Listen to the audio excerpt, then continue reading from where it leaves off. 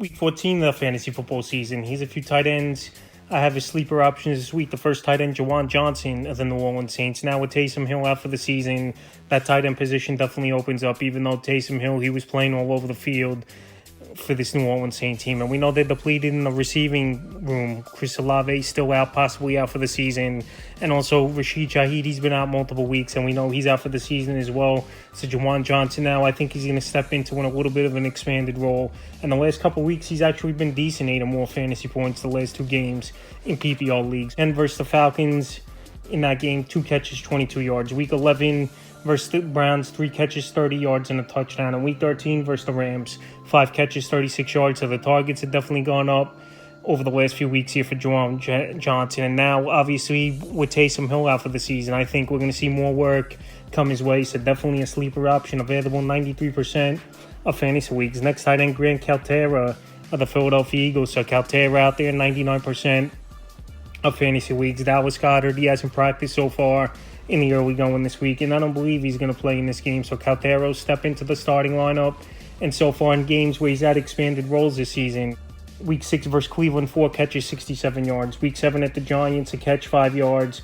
Week 8 at Cincinnati, 3 catches, 58 yards. And Week 9 versus Jaguars, 5 catches, 30 yards. And then last week he came in the second half of that game where Goddard went out and he didn't get a target. So this week a great matchup on paper versus the Panthers that give up the most fantasy points to tight ends on the season. And Calcaterra, he's still that 4th or 5th option in this offense, obviously behind A.J. Brown, Devonta Smith, who's back practicing, and obviously Saquon Barkley getting a lot of work in the backfield. So if you need a deep sleeper, someone on a high-powered offense, we're hoping he could score a touchdown. Calcaterra might be that guy this week, and he's available in 99% of fantasy leagues. And the third and final tight end I have as a sleeper is Noah Gray, the Kansas City Chiefs. So he's definitely emerged over the last 3 weeks here as Noah Gray is the number 3 option in the passing game, behind Travis Kelce, behind DeAndre Hopkins, and I think he's above Xavier Worthy in the pecking order. So a lot of 2 tight end sets this Chief team is running. Noah Gray's been with this team many seasons, and now Patrick Mahomes definitely has trust in him, and obviously the opportunity is held up